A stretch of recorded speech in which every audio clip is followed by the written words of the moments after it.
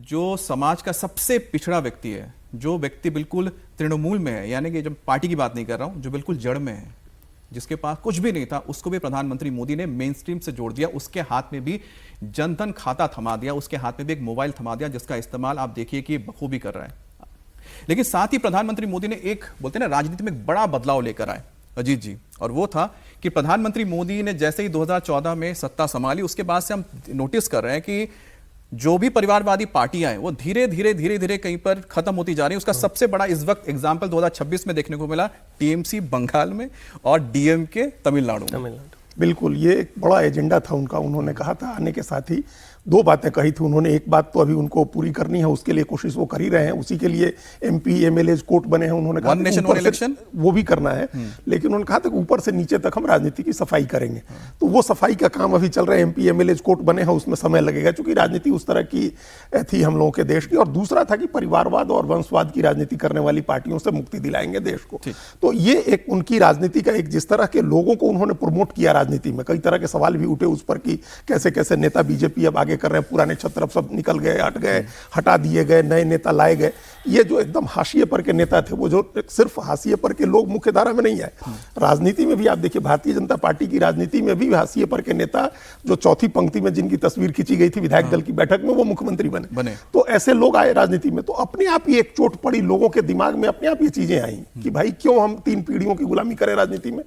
तो ये एक असर इसका दिखा। और आप देखिए बिहार के चुनाव पिछली बार हुए, उसके पहले महाराष्ट्र के चुनाव हुए, पश्चिम बंगाल में देखिए, डीएमके को देखिए तमिलनाडु में। ये इस तरह की पार्टियां धीरे धीरे कमजोर होती जा रही हैं, और अगर ये प्रक्रिया जारी रही तो वो सब हाशिए में चले जाएंगे। क्योंकि एक तो वो जो परिवारवादी पार्टियां हैं, उनके बच्चों की वैसी ट्रेनिंग भी नहीं है, राजनीतिक ट्रेनिंग भी नहीं है, और वो कॉन्स्टेंटली अटैक में है, बीजेपी की तरफ से अटैक में है, और ये बात लोगों तक पहुंच रही है, लोग इस बात को एक्सेप्ट कर रहे हैं। और शायद यही वजह कि प्रधानमंत्री निरंतर अभी आगे बढ़ते हुए जा रहे हैं। ना सिर्फ देखिए वो जो होता है ना, चाल और चरित्र, जो वो कहते हैं वही वो करते हैं, वॉक द टॉक करते हैं। अपने पार्टी के अंदर भी उन्होंने कई ऐसे चेहरों को मौका दिया है जिनके बारे में लोग जानते तक नहीं थे, लेकिन आज वो एक एक बड़े बड़े सूबों के मुख्यमंत्री बने हुए हैं। अब नरेंद्र मोदी ने 12 साल के कार्यकाल में कई उपलब्धियां हासिल की है। मोदी के नेतृत्व में अब बीजेपी एक और बड़ी उपलब्धि हासिल करने जा रही है। 18 जून को चुनाव होने जा रहे हैं, और पहला ऐसा मौका आएगा राज्यसभा के चुनाव में कि जब बीजेपी को राज्यसभा में अपने दम पर बहुमत हासिल हो जाएगा। अगर ऐसा हुआ तो 1988 के बाद यह पहली बार होगा किसी भी राजनीतिक दल को राज्यसभा में बहुमत हासिल है अपने बूते पर। और पिछले 38 सालों में किसी भी राजनीतिक दल को राज्यसभा में यह बहुमत नहीं मिल पाया है। अब हमेशा गठबंधन को बहुमत रहा है, जैसे चाहे यूपीए हो या फिर एनडीए हो, उस लिहाज से देखा जाए तो आखिरी बार 1988 में कांग्रेस के पास यह बहुमत था। लेकिन अब नरेंद्र मोदी ने वो कर दिखाया है जिसे पिछले 38 सालों में कोई नहीं कर पाया। इसकी वजह है बीजेपी का एक एक राज्यसभा सीट के लिए लड़ना, जोर हिसाब करना। आप कह सकते हैं कि इसमें राजनीति भी होती है, लेकिन आप अहमियत समझिए कि छोटी से छोटी भी, अगर हम कह सकते हैं एक सीट के लिए भी अगर लड़ना हो तो लड़ा जा रहा है। उसका सबसे बड़ा आपके पास एग्जाम्पल है, उदाहरण है मध्य प्रदेश, जहां पर बीजेपी को 2 सीटें मिलनी थी, लेकिन बीजेपी ने तीसरा कैंडिडेट उतारा और चैलेंज किया कांग्रेस को, और महेश केवट को उतार के उन्होंने ऐसा चैलेंज किया कि आज ऐसा लगता है कि मध्य प्रदेश में 4 कैंडिडेट के आने के बाद, क्योंकि एक मीनाक्षी नटराजन है जिनका डिस्क्वालीफाई हो गया है, ऐसे में बीजेपी के महेश केवट आ जाएंगे। तो सोचिए कि एक एक सीट के लिए लड़ाई लड़ी जा रही है। अब 3 बीजेपी के हो जाएंगे और एक कांग्रेस का यहां पर उम्मीदवार हो गया। कांग्रेस के पास जरूरी वोट भी मौजूद थे, लेकिन लग रहा था कि मध्य प्रदेश में लड़ाई 2-1 की होगी, लेकिन देखिए बीजेपी ने महेश केवट को उतार के उसी वक्त दिलचस्प बना दिया था। इसको लेकर हमने आगे भी चर्चा की है।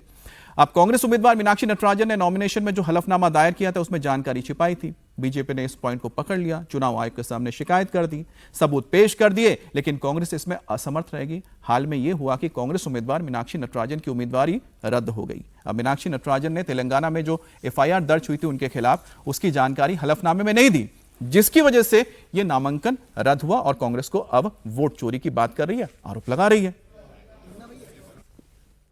जब सदस्य संख्या पूरी नहीं होते हुए भी एक तीसरा प्रत्याशी सत्तारूढ़ दल भारतीय जनता पार्टी ने उतारा, वहीं से शुरुआत हो गई और हमें ये समझ में आने लगा कि ये किस तरह से संविधान को, लोकतंत्र को कुचलने की राजनीति, लोकतंत्र को प्ले करने की राजनीति कर रही है। वोट चोरी तक जो मामला सीमित था, आज वो सीट चोरी एसआईआर के बाद ही शुरू हो गई और अब ये क्लियरली यहाँ पर राज्यसभा के चुनाव को भी, जैसे इन्होंने मध्य प्रदेश में पिछले समय में कोऑपरेटिव के चुनाव और अन्य चुनावों को किया है, वैसा ही बनाने की कोशिश हो रही है। अब 11 मई 2025 का ये मामला है जिसमें शिकायतकर्ता ए श्रीलता, जिन्होंने शिकायत की थी 20 अगस्त 2025 को उन्होंने शिकायत की बीएनएस की धारा 356, 61, 45, 56 इसी तरह से इनके पर आरोप लगे। 17 सितंबर 2025 को मीनाक्षी नटराजन को अदालत में पेश होकर जवाब दाखिल करने का आदेश तक दिया गया था। ये बातें हलफनामे में सज्जन जी नहीं थी। अब आरोप लगा के क्या फायदा कि बीजेपी ने क्या किया? आपके ही जो कैंडिडेट्स हैं उन्होंने छुपाया, उन्होंने डिटेल्स नहीं दिए। राजनीतिक पहलू अलग है, कानूनी पहलू यहाँ पे स्पष्ट है। 2002 में ADR association of democratic reform और 2003 में PUCL people's union of civil liberty, इन लोगों ने सुप्रीम कोर्ट में जो हलफनामा था उसमें क्लियर इंस्ट्रक्शन हुए कि आप फॉर्म 26 जो भरेंगे उसमें कोई भी क्रिमिनल प्रोसीडिंग या केस आपके खिलाफ है, उसमें यह है कि उसमें आप अधूरी जानकारी भी नहीं देंगे। वो जो भारतीय नागरिक हैं उनको जानकारी की एक संवैधानिक उनका अधिकार है, आप बताएंगे। अब इसमें टेक्निकलिटी जो कांग्रेस वाले नहीं स्वीकार करे वो ये है कि अगर कोर्ट ने कॉग्निजेंस ले लिया, संज्ञान ले लिया और आपको नोटिस सर्व कर दी, तो वो मामला जो है उसको क्रिमिनल केस माना जाएगा। उसमें एफआईआर हो नहीं हो ये नहीं है। पेशी के लिए गया इनके पास नोटिस, इनके वकील ने दिया था और वो था कि एक जो मोलेस्टेशन का केस था सब था, उसको प्रोटेक्ट करने का इनके ऊपर आरोप है। जो आरोपी था कि इन्होंने तेलंगाना के प्रभारी रहते हुए उसको प्रोटेक्ट किया था। अब सवाल है कि ये इनसे गलती हुई। अगर आप ये मेंशन कर देती तो फिर इनकी वो जो इनका कैंडिडेचर है वो रद्द नहीं होता। तो यहां पे गलती ये हुई कि इन लोगों ने मेंशन नहीं किया। तो रूल के हिसाब से इन्होंने जानकारी अधूरी दी, छुपाई, और उस कारण से क्लियर इंस्ट्रक्शन है जो रिटर्निंग अफसर है उसके पास ये अधिकार नहीं था कि वो इसमें कोई डिस्क्रिशनरी फैसला। मैं तो इसमें सर पॉलिटिकली मानता हूं अजीत जी।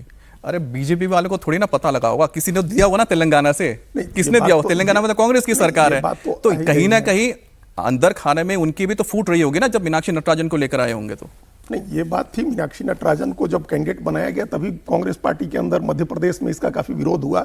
और ये भी एक संयोग देखिए, मतलब ये राजनीति देखिए कांग्रेस की। राहुल गांधी सर्वोच्च नेता है पार्टी के, लेकिन जब भी वो अपने लोगों को उनको राज्यसभा भेजना होता है तो ऐसी ही मशक्कत करनी पड़ती है। उन्होंने जब अजय माकन को पहली बार भेजना चाहा तो वो चुनाव हार गए थे मध्य प्रदेश में, हरियाणा में क्रॉस वोटिंग से चुनाव हार गए थे। उन्होंने अभिषेक सिंघवी को भेजना चाहा तो वो चुनाव हार गए थे हिमाचल प्रदेश में।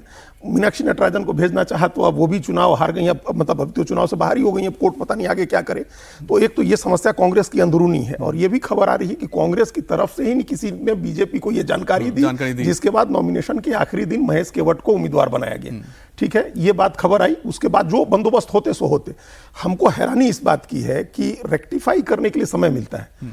जो अगर आपके नॉमिनेशन में कोई गड़बड़ी है, कोई कमी है, तो स्क्रूटनी के समय ये जानकारी दी जाती है कि आप इसको रेक्टिफाई कर लीजिए। जैसे मध्य प्रदेश में, झारखंड में 3 गड़बड़ियां पकड़ी गई परिमल नाथवानी के नॉमिनेशन में। आपने झारखंड का जिक्र किया है। उनको मौका दिया गया ठीक करने का। इनको जब मौका मिला तो ठीक क्यों नहीं कर पाए, ये एक रहस्य है जो सुलझना बाकी है। ये रहस्य तो सचमुच सोचने वाली बात है कि जीतू पटवारी अगर कहते हैं कि देखिए कि बीजेपी ने क्या किया, कि बीजेपी ने अपना कैंडिडेट दिया, जो अग्रणी जाति लोगों को दे दिया, तरुण चुग को लेकर आ गई। उन्होंने कहा कि आयात कर लिया कैंडिडेट, और जब उनको लगा कि अरे हमसे तो गलती हो गई तो अब किसी पिछड़ा वर्ग को देना पड़ेगा, तो उन्होंने महेश केवट को उतार दिया। लेकिन जीतू पटवारी ये तो भूल गए कि जो उनके कैंडिडेट है मीनाक्षी नटराजन, वो भी तो आयात की हुई है ना, वो भी तो तेलंगाना से, वो कौन सी मध्य प्रदेश की है।